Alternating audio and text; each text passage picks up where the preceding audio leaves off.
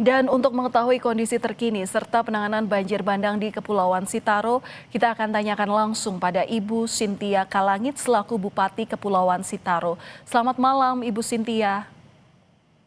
Malam, halo.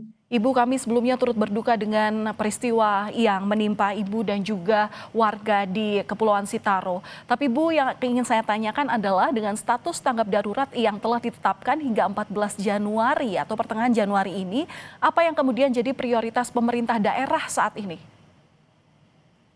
Prioritas kami pertama ada 2 titik yang sudah terbuka akses jalannya dan masih ada 3 titik lagi yang akan dikerjakan untuk pembersihan jalan agar logistik yang akan kita berikan ke titik tersebut bisa berjalan dengan lancar. Oke, untuk logistik di gudang logistik sendiri masih aman ya Bu ya? Artinya masih bisa mencukupi kepada warga yang hingga saat ini seluruhnya membutuhkan bantuan tersebut? Untuk saat ini masih aman. Hmm. Kemarin kami mendapat dari Pemprov Sulut, ya dari Polda.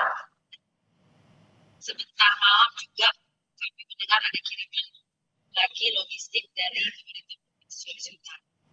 Oke, baik. Untuk sampai saat ini logistik ini masih aman dan kemarin juga disupport oleh pemerintah Sulawesi Utara. Ibu, kami memiliki data bahwa ada 3 orang yang dikabarkan masih hilang. Ini seperti apa proses pencariannya, Bu Cynthia? Ya, tadi kami cari lewat aksi pelacak yaitu K9. Terima kasih kepada Polda Sulut yang sudah mengirimkan K9 kepada kami di Provinsi Utara dan akhirnya satu lagi mayat bisa ditemukan dan masih ada 3 lagi yang masih dalam proses pencarian dan akan dilanjutkan proses pencariannya pada besok hari. Iya, proses pencarian masih diupayakan. Apa sih Bu yang jadi kendala hingga saat ini? Yang jadi kendala karena rumah-rumah warga hilang dan ada yang sudah tertumpuk dengan material, baik dalam bentuk batu yang besar maupun lumpur.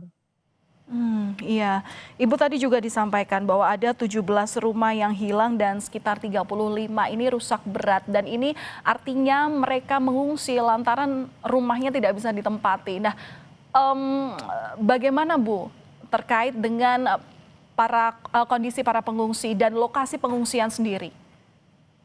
Iya, lokasi untuk titik pengungsi ada 2 tempat dan ada lain beberapa korban yang menginap di rumah keluarga.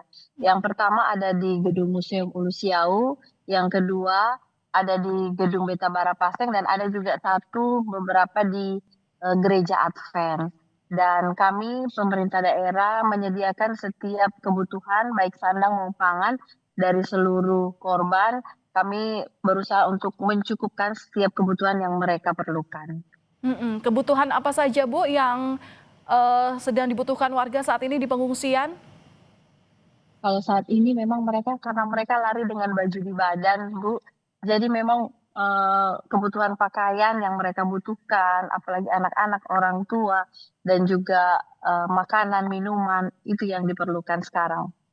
Oke, tapi itu semua sudah tercover ya Bu ya? Iya, sudah tercover, tinggal mungkin pakaian bekas yang bisa ditambahkan lagi.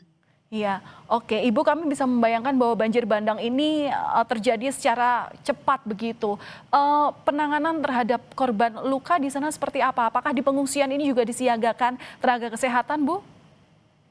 Iya, di setiap titik-titik pengungsian ada tenaga kesehatan, bahkan di posko-posko. Untuk korban luka-luka ada di Puskesmas Ulu Siau ada 15 orang dan di Rumah Sakit Sawang ada 8 orang. Dan semua dalam penanganan medis. Baik, baik. Ibu, terima kasih sudah berbagi informasi bersama kami di Kompas Malam. Terima kasih kepada Ibu Cynthia Kalangit selaku Bupati Kepulauan Sitaro.